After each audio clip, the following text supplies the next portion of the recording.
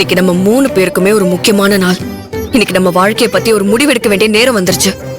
கடவுள் முன்னால நாம நம்ம மனசுல இருக்கிற உண்மையை ஒத்துக்கணும். அப்படி ஒத்துக்கிட்டாதான் யாரோட வாழ்க்கை யாரோடதுன்னு ஒரு முடிவுக்கு வர முடியும். அந்த முடிவு பாசிட்டிவா இருந்தாலும் நெகட்டிவா இருந்தாலும் அத முழு மனசோட ஏத்துக்கணும்.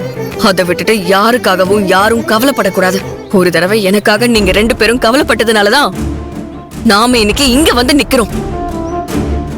மதி, இப்ப எதுக்காக இதெல்லாம் பேசிட்டு இருக்க?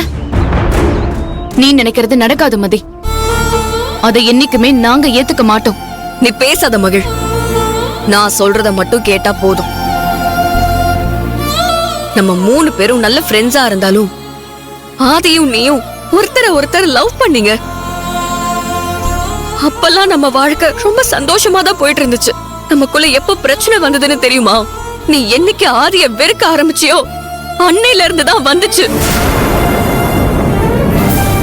அதனால இந்த பிரச்சனைக்கு மூல காரணமே நீதான் மகிழ்.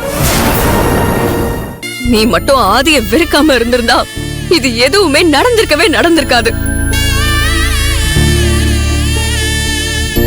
அதனால நீதான் முதல்ல உன் மனசுல என்ன இருக்கு, நீ எதனால ஆதிய வெறுக்கிறங்கிற காரணத்தை கடவுள் முன்னாடி சொல்லணும். ஏன்னா என்ன பொறுத்த வரைக்கும் என்னோட கல்யாணம் நடந்திருக்கவே கூடாது.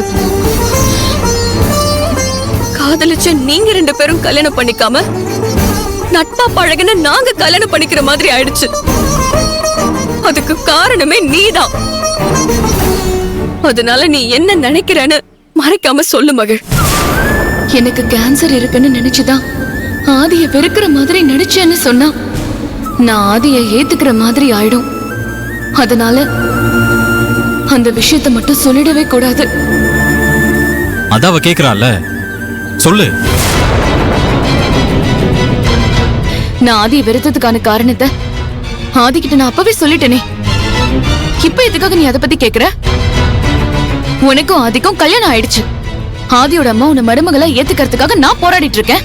இப்ப அதுதான் முக்கியம்.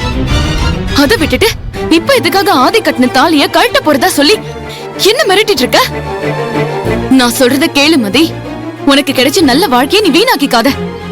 நீ ஆதியோட சேர்ந்து வாழ பாரு. அதுதான் எல்லாருக்குமே நல்லது. உன் அப்பாவும் அம்மாவும் அததான் ஆசைப்படுறாங்க.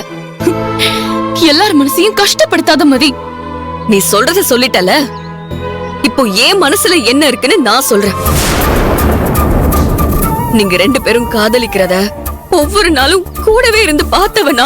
அது மட்டும் இல்ல, நான் ஆதி கூட ஒரு நல்ல ஃப்ரெண்டா தான் பழகிக்கிட்டு இருக்கேன்.